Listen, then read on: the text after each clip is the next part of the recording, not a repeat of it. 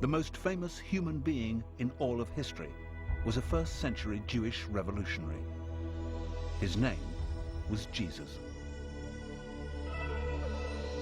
Christians believe Jesus was crucified, died, and on the third day rose from the dead and ascended into heaven. But for 2,000 years, there have been those who've challenged the truth of this biblical story. And some have died for expressing those doubts. From Jerusalem to the villages of southern France, from the wildness of distant Kashmir to the exotic Philippines, we shall try to solve this 2,000-year-old mystery. We'll take a journey that asks, did Jesus really die on the cross?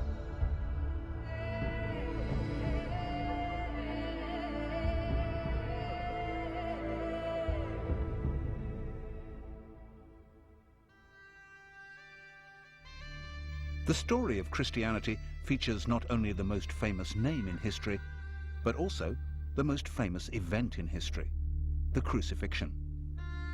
For some, or even many true believers, the fact that Jesus was crucified, died, rose again, and ascended into heaven can be literal truth.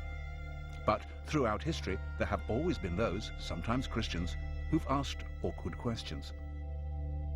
Would a man die after only 6 hours on the cross? Was he drugged? What really happened in the sepulchre? And if Jesus didn't ascend into heaven, then where did he go? For many Christians, these questions risk undermining the whole basis of Christianity and are extremely controversial. The most crucial part of the story, which all Christians are expected to believe, is the idea that Jesus rose from the dead. The resurrection. The resurrection is actually the primary story at the heart of Christianity, without which you wouldn't have a movement. You could have Christianity without the virgin birth. However, none of them tells it without a resurrection story. Despite the best efforts of the Church, the resurrection of Jesus and his later ascension into heaven have, for 2,000 years, been fertile ground for heresy. Some people suggest that Jesus was rescued from the crucifixion and escaped to live a secret life in southern France. Some have been convinced that Jesus survived and traveled to the mountain kingdoms of Kashmir, where he lived to the age of 80. With the help of leading historians and theologians, we will examine these most controversial theories.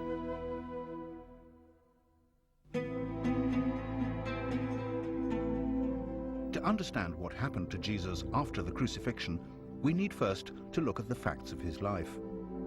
But what is historical fact? What is the evidence? Almost all we currently think we know about Jesus comes from the four Gospels: Matthew, Mark, Luke, and John.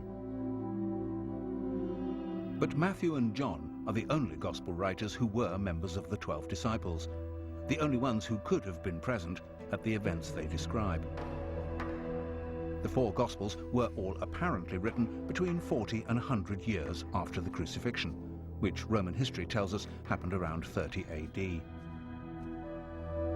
But despite the fact that we know them by those four names, modern biblical scholars cannot be absolutely sure who really wrote them. Originally, all these Gospels circulated anonymously. There were no names attached to them until almost 200. And the Christian theologian who came up with the idea of having a New Testament was roundly condemned as a heretic. Whoever did really write the four Gospels, the description of Jesus' death in all of them is brutal.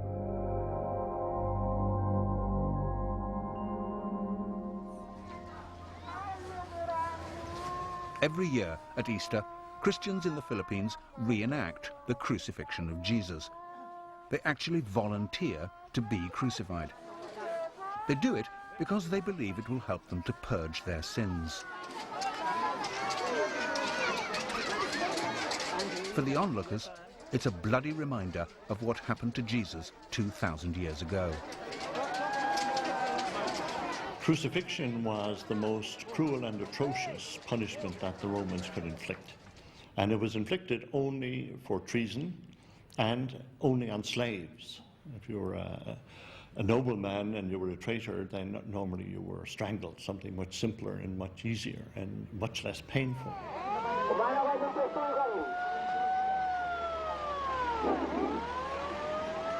After condemnation, the cross beam, was strapped to the shoulders of the criminal, and he paraded through the streets with his arms stretched out.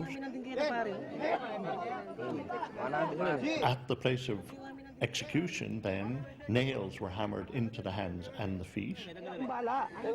In the Philippines, they do use real nails. They do experience the real pain that Jesus felt.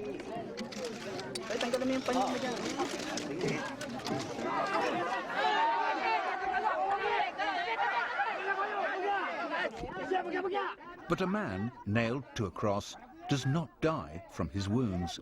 He dies, surprisingly, from suffocation. Hanging by your arms, the chest is compressed. It's hard to breathe without supporting your weight with your legs. Over time, the strain and the pain make that impossible, and you're unable to breathe. In the Philippines, the volunteers are brought down from their crosses within an hour. Death from crucifixion takes much longer, often several days. The only way to hasten death on the cross was to break the legs, making it immediately impossible to support your weight, and therefore to breathe. But the Gospels are all agreed that Jesus died after only 3 to 6 hours. The crucifixion began at the 3rd hour. And it was the 3rd hour, and they crucified him. Some claim that the Gospel according to Luke has the shortest crucifixion. It was about the 6th hour, and when Jesus had cried with a loud voice, he gave up the ghost.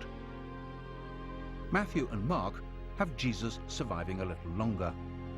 And about the 9th hour, Jesus cried out. The disciples wanted to take Jesus' body down from the cross immediately, but the Roman governor, Pontius Pilate, wasn't convinced that he was dead. And Pilate marveled if he were already dead. Pilate was reassured by the centurion, but this was the same centurion who had earlier said, "Truly, this man was the Son of God." Jesus' body was then laid in a tomb, donated by a rich man, Joseph of Arimathea. This Joseph and a man called Nicodemus came to minister to the body. They came to Jesus by night and brought a mixture of myrrh and aloes, about 100 pounds weight. These accounts, when viewed as an historical rather than a sacred record, may raise questions. Why did Jesus die so quickly? Why did Joseph and Nicodemus take so many herbs into the tomb? So it's perhaps not surprising that some people have even dared to ask whether Pilate was right to have his doubts, whether Jesus really did die on the cross.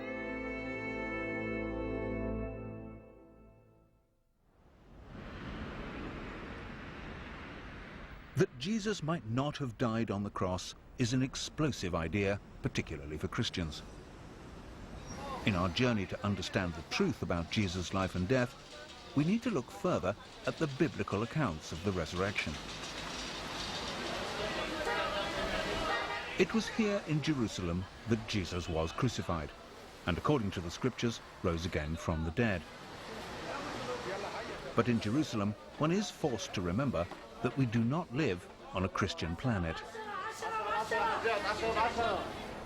Hundreds of millions of Jews and Muslims may accept that Jesus lived and died in first century Palestine, but only Christians believe he rose from the dead.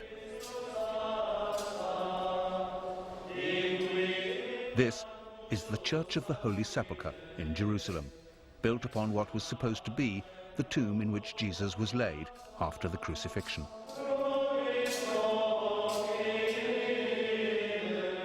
This, according to devout Christians, is the exact site of the resurrection. And if anything can be described as the cornerstone of the Christian faith, it is the resurrection.